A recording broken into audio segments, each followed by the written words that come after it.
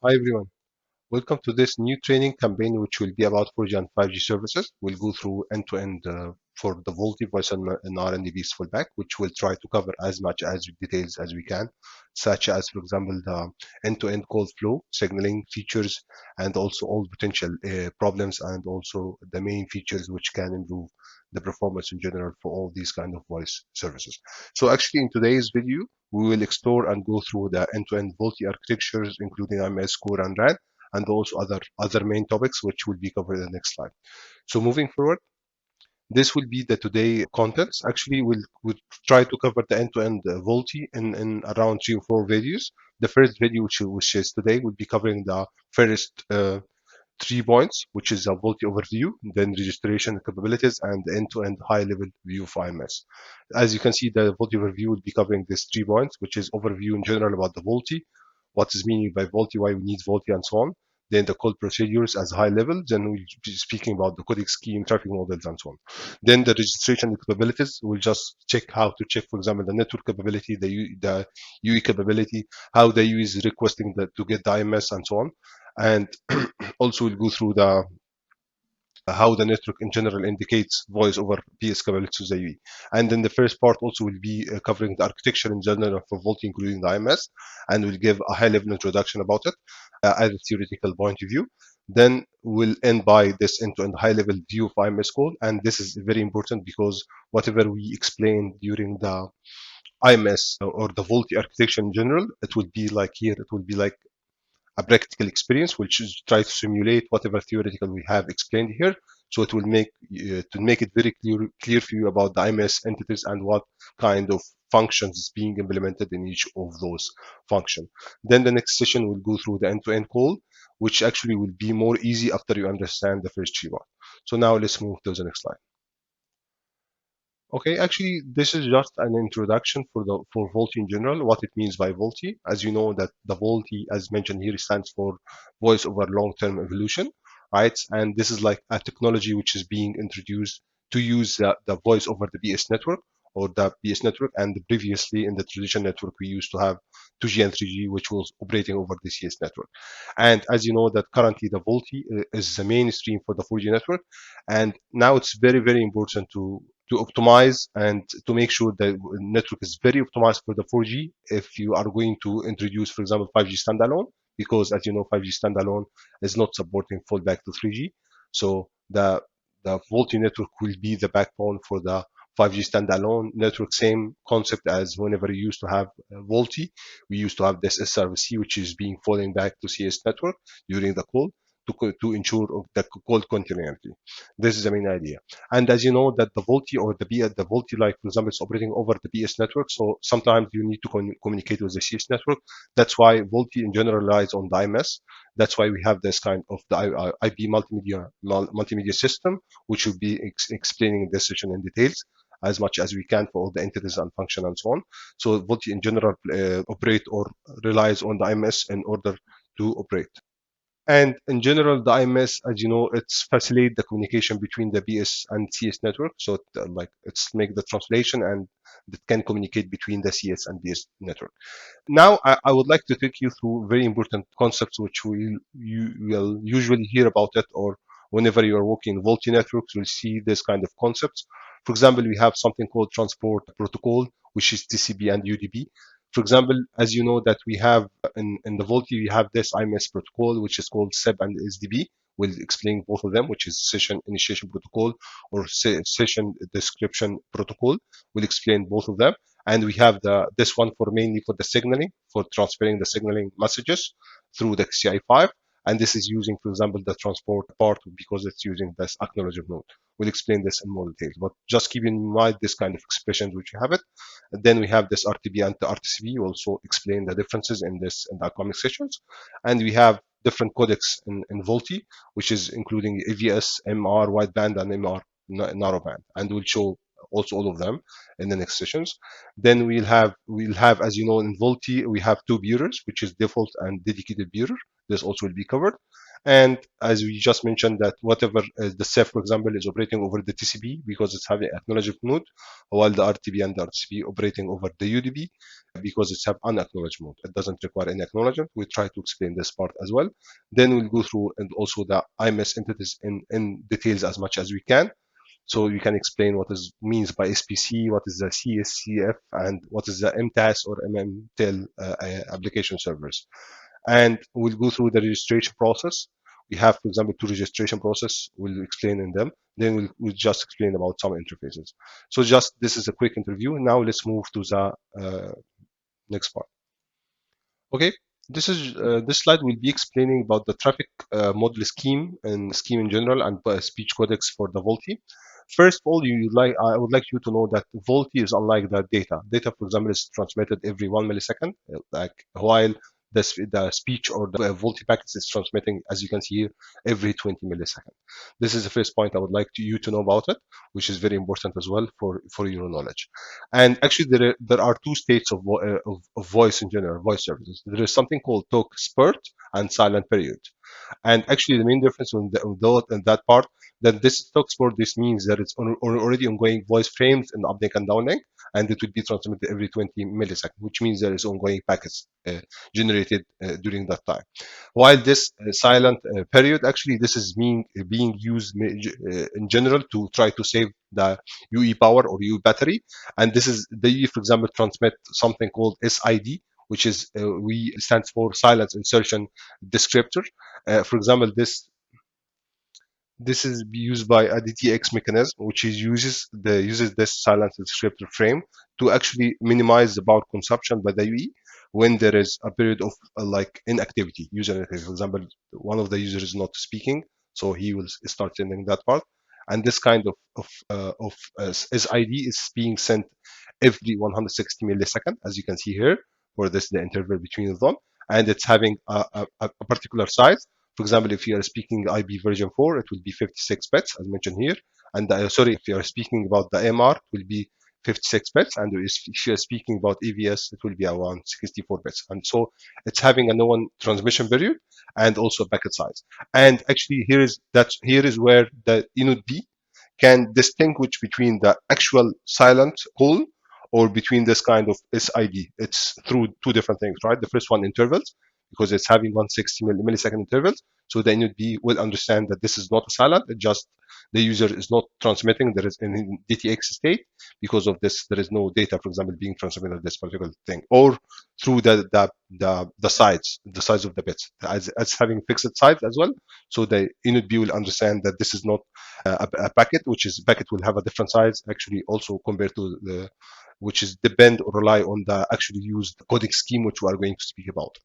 Actually, in coding scheme, as showing here in this particular part, we have three different types of coding schemes, which is initially it was AMR narrowband and AMR wideband. And AMR narrowband, for example, and wideband, was initially being used.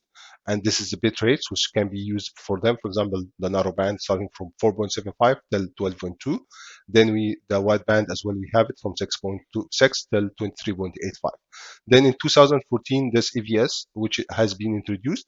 And in general, EPS allows for high definition HD multi-speech coding and provides more significant gains, as mentioned here. So now, actually, this expected that the EVS will be the mainstream now in the 5G network. And within this, in EVS, it's supporting narrowband, wideband, and something called super wideband. So this is the main idea about the codecs. Just some important notes about the codecs in general. Actually, first of all, the higher the rate, for example, assume the user is using now MR wideband 23.85. So the higher rate actually can have some impact on the capacity in general, especially the BDSH. For example, the higher rates means the higher the packet size. So this can impact, assume that you have many users on the site, all of them using 23.85. So this can kind of increase the capacity, but in terms of BDSH consumption or BRBs. And actually, the higher the codec rate, this is supposed to be that you will have a better quality. And one of the important points also we are going to discuss, the codec rate in general is usually discussed or negotiated between the MO and MT users. the originating and transmitting users, and at the call setup. And usually it remain all the time without any change unless there is one new feature being introduced. We'll try to explain in the future part in details. So now let's move to the next part. Okay, this part actually will be mainly try to cover the main functions of the IMS and also the some of the existing network and the network of the even BCRF and other entities as well.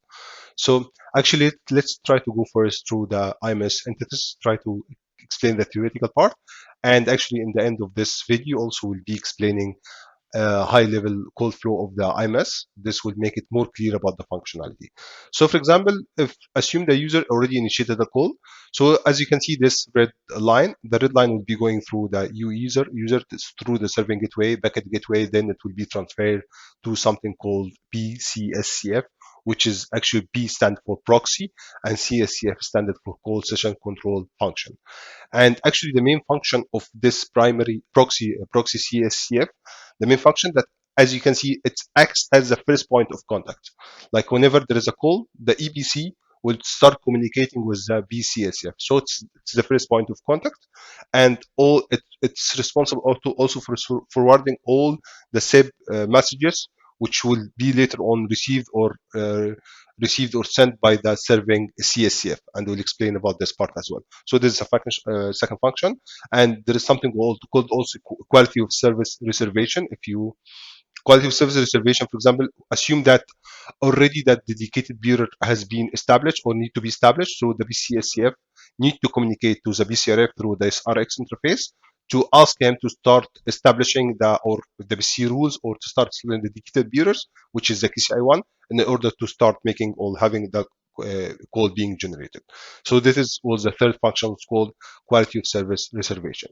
Moving forward, actually, for the ICSCF, it's abbreviated for interrogating, and CSCF, as we mentioned, call session control function. And this is actually the most important function about the ICSCF. It's try to allocate if the user network does not know which CSCF is being registered to this particular user. So the ICSCF will allocate the registered CSCF in order to try to start forwarding directly from the proxy to the CCF all the SIP signaling. And how this being done, the ICCF usually will go and check with the SSS, which is SSS home subscriber server, to check about the user, for example, database, to find this user's IP and all the information to know, for example, this particular user is being registered to HSCF. Assume that you have 4 SCSCF in network, so it will understand from HSS it's being registered to 1 or to SCSF 1 or 2 or 3. This is what it means by allocate registered SCSF. Second important point, actually, it's for the incoming calls. Whenever there is incoming calls, for example, I'm the mobile terminating, it will be used as an entry point, which means that it will be as a first point of contact. This will be explained in more details in the IMS call flow. This will be explaining this part in more details, but it will be acting in incoming call as at the first acting point or first point of contact, that whenever there is a call being received, this will be the first entity which should be going to receive the SIP invite message as an example. And here it's written the function of that. And this is GW referred to gateway, which is just what I have explained now, which is being used as incoming for the incoming calls as the first point of contact. Then moving forward, actually, for the SCCF, actually, there is different function. The first one is the registration process. For example, if the user is going to register to the IMS, the authentications and this kind of things will be done through the SCF. SCF need to communicate with, for example, the HSS or the UDM in 5G to obtain this kind of something called the authentication vector to challenge the users and start make the users authentic and try to complete the registration for the users to the IMS network in general. So this is the first function.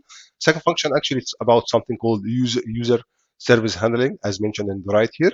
And actually, means it's processing and responding to all the SIP signaling messages from or to the users. For example, all the SIP signaling message will be processed by the SCF. This is actually the main idea. And yeah, and also to have other functionality, for example, something called forward the SIP request or response messages to the corresponding domain. For example, assume that this that the user's originating call was under the BS network while the terminating is after the CS network. So this means that this call need to be redirected to the CS domain. So it will, for example, forward all the SIP messages to this entity which is called BGCF, which is responsible for this kind of called CS interworking function to try to find the user who's being located in the CS network. This also will go through the sum of it now. So this was the second function which means user handling, user service handling. And S actually stands for serving. Okay, the serving means that this will be the serving function for the CSCF to the users all the time, which is again responsible for the SIP messages processing and processing and forwarding and so on. So now moving forward for the most important entity within the IMS, which is called MTAS, or sometimes they call it MMTEL, which is actually referred to multimedia telephony application server. That's why they call it TEL AS. AS referred to application server, and we have different application server within the IMS. One of them is the MTAS, and actually this function it's one of the most important functions which have it in which we have it in general in the IMS because it's responsible for many things. For example, the first part it's responsible for it's something called managed service establishment between M1 and MT users. Every time the user is going to make the call, the SCF need to go and check with the MTAS. It needs to check with the MTAS about the user, for example, stats. What kind of status he's able to, he have a credit or not, he can make a call or not. What is his current status in network? He having pairing services or not? This is SCF need every time to go and invoke the MTS, asking about the originating or even terminating calls that he's able to perform the call or not. So this is the first function. It's called managed service establishment between M1 and MTUs. And then it's managing a lot of supplementary services as you can see. For example, the first one is called RBT. This is the ring back tune. For example, if you have a ring back tune, will be addressed by the MTAS as well. And then you have this, if you have a call conference, also by the MTAS. Call waiting, pairing service, and so on. This is, and also other things. For example, if there is any restrictions or a specific parameters being applied for this particular user, this will be all handled by the MTAS part, which is very important. Again, it's managing all the supplementary service. And the most common one, actually, I think, which we always know, which is the ring back tune, call conference, and call waiting. This is the most common, which we know. Then this function, this is entity which is called BGCF. Actually, BGCF stands for Breakout Gateway Control Function. And actually, the main responsibility of that part is trying to responsible for selecting, for example, something called MGCF or the MGW. For example, the MGCF, this is mainly responsible for the CS interworking function. Whenever you are trying to reallocate or try to redirect or route the call towards the CS network, this will be provided by the MGCF and the MGW. And what it means by MGCF and MGW, first one, MGCF, this is called Media Gateway Control Function. And this is mainly responsible for providing the control plane and for the control plane for the interworking towards the CS network. This is responsible for the control plane part, which is redirecting the data towards the CS network. And this is means what by the control plane? It means it translates, for example, between the SIP messages and the corresponding messages in the CS domain. As you know that this is IP network and this is CS network. So there should be some entities which is translating the languages between both of them, which is being done by the MGCF. And MGW, actually, this is same function as the MGCF, but this is for the user plane. This one for the control plane, which is the same messages, while this one for the user plane, which is, for example, for the speech packets, which need also to be translated from here and there. So this is actually provide the user plane interworking for the CS network. This is the main idea about that part. So this is actually the main function of these two entities. Actually, the last two entities which I would like to explain, which will not really use it that much, or will not hear about it, especially in the remaining of this session. The first one is about something called MRF, as you can see above here. This MRF actually provides the user announcement to the user. What it means by providing user announcement to the user. For example, if you assume that the user has finished his credit or his balance, then the network will send an order to the MRF, will send an order to the MRF in order to send announcement that the balance has been finished. So the MRF It's actually, if you look into this part in the bottom right here, it's having MRF. It's having control plane and user plane. So the control plane will just forwarding to the user plane, asking him to announce that to this particular user that his balance has been finished. This is the main function of that part, and this is just for informative or theoretical information, because it will not be included in our call flow, for example. Then the last entity, which I would like also to explain it, it's about something called IBSM gateway, which is actually, if you look into this abbreviation for that part, it's called IB short messages gateway. And this is the same function as the CS interworking function, but this is for the SMS part. This is making SMS interworking function, which is provides interworking between the IMS network and the traditional SMS networks. This is actually the main function about it. Then the important part, which should be ending by this slide, which is very important, we just would like to speak about this kind of interfaces, which is called RX, GX, and the responsibility of the BCRF, and how in general the IMS communicate to the EPC and the BCRF network in order to ask them to establish, for example, the dedicated bureau, which is the KCI1, right? So actually, what will happen once the all the call and all the SIP signaling have been processed? So the last step will be that the proxy CSCF will communicate with the BCRF through the RX, which is asking them that the session and media related information should it will be obtained. Session and media related information, which means the KSI1, for example, information will be obtained from the BCSF towards the BCRF via the RX interface, which is asking the BCF is asking the BCRF to start establishing the dedicated bureau. And here is where the communication will be done. And this is usually happening during the dedicated bureau establishment after all the SIP signaling has been completed. And the main idea is just to establish this kind of KCI1, which is the dedicated bureau, in order to start making the traffic start flowing, which is called RTB, for example. Then the last part here about that part, then the BCRF need to communicate this kind of information to the ABC network. And we have two interfaces, which is called GX and GXX. GX, we can call it in general, we call it usually GX.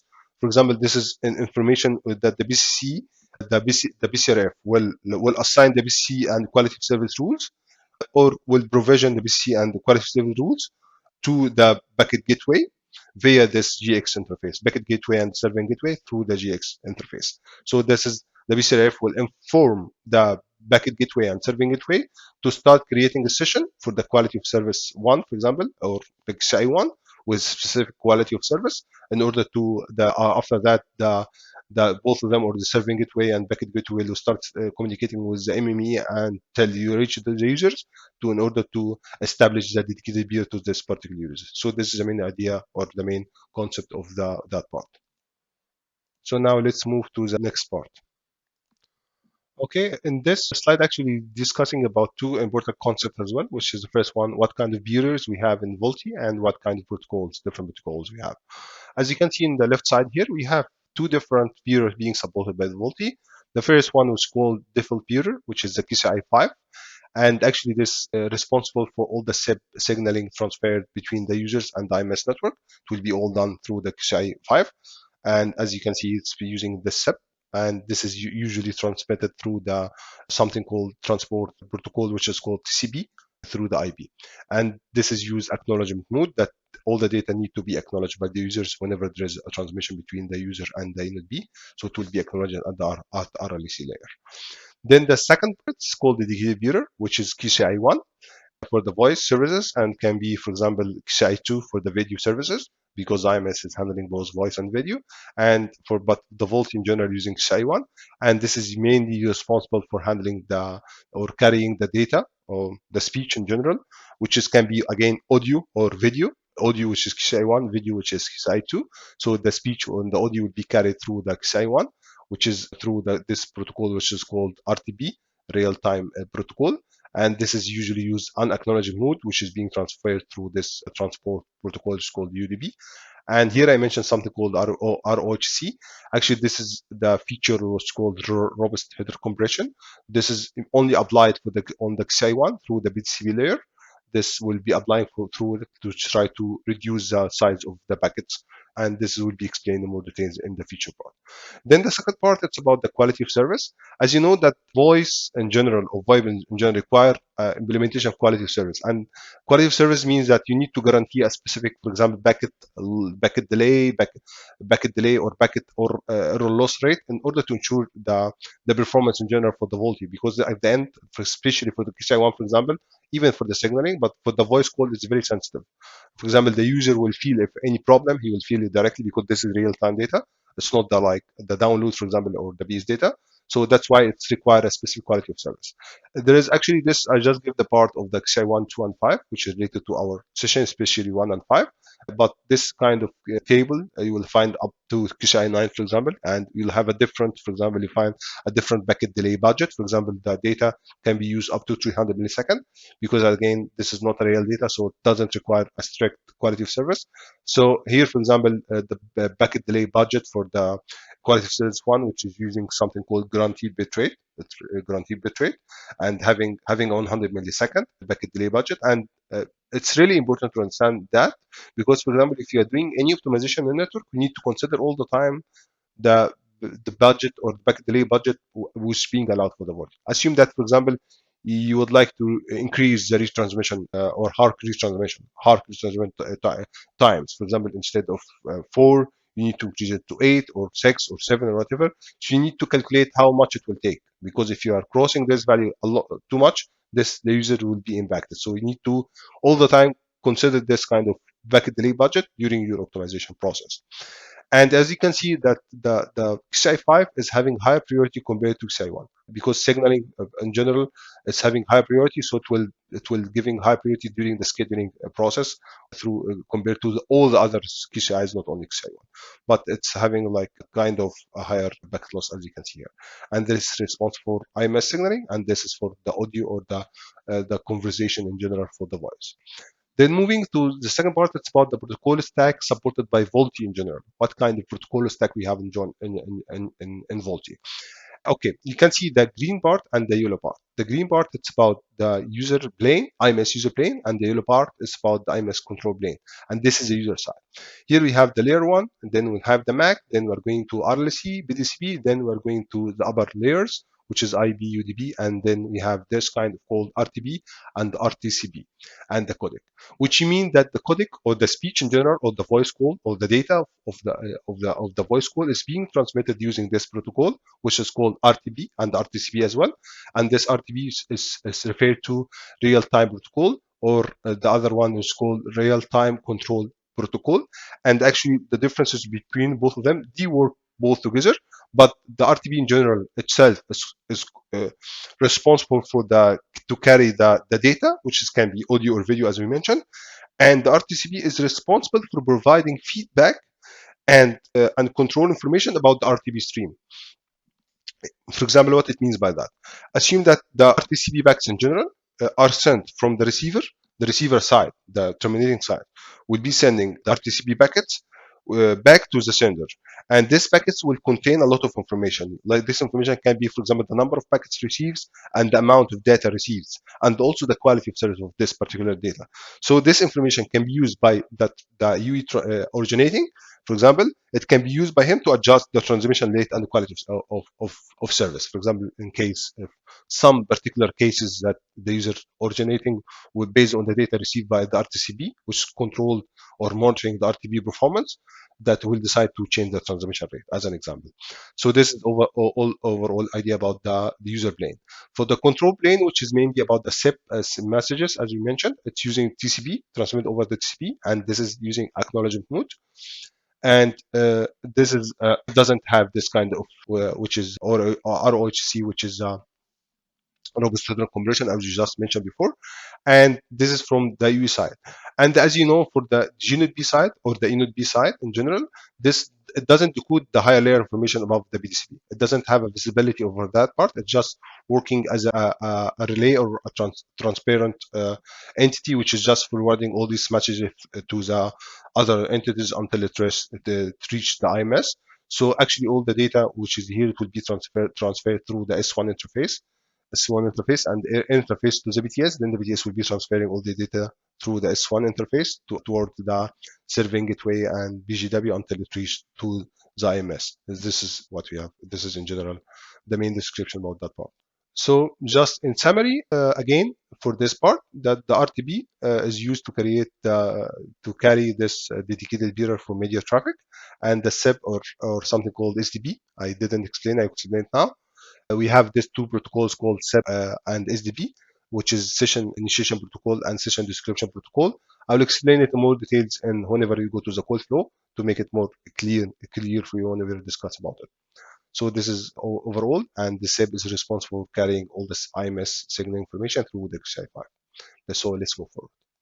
So before moving into the details of the call flow and signal and registration and other stuff, I would like to take you through a very high level of the VoLTE call procedures in general. So actually, you can say it's being divided into 4 steps. The first step, if the user is not being registered at all as the network, so you need to initiate a registration or attach message to get the default peerer, which is QCI 619. This is the first step. Then after he got the QCI 619, the user himself will start initiating a BDN connectivity request to the MME, asking him to, I would like to establish my IMS ABN and so on. So, and to acquire for example, the addresses or the IP address of the IMS network, which is in general the proxy, specifically about the proxy CSCF, which is the first point of contact. Then after that, the MME will forward this request to the other entities and it will establish this default peer XI5, and it will assign or inform the user about the IMS addresses for the user. It will transfer all this information within this kind of step. Then once the user got the XI5 established in the network, he now will start initiating the IMS registration, because all of this is not he's still not yet registered to the IMS network. But once he have the XI5 being established, he will now being able to send all the SIP messages towards the IMS network. So this is the third step. You will be initiating the IMS registration, and we'll covering all these in details with signal context and the second part of this video. Then after he make the registration now and all the SIP signaling being done, then the users will initiate the VoIP session, and the network in general or network will start initiating and assigning the dedicated bearer or configuring the dedicated bearer for the UE between the UE and the network in general. And here where the media flow will be established between both originating and terminating. And then now the RTB media will start being generated and the speech traffic in general. Then the last part, it's about releasing the call. So this is the end of the first part of this training. We will split the next part into another video, which is related to the signaling analysis or signaling review, for example, the registration part and attach signaling constants and so on. Also, for the second part of this training, we will go through the high-level introduction of the IMS call flow, which is very interesting part. So it's better to split into 2 videos in order to make it more easy and to make it more organized. So yeah, thank you for today's video, and please, if you like the video, please press like and share it with your friends, and see you next video. Thank you very much.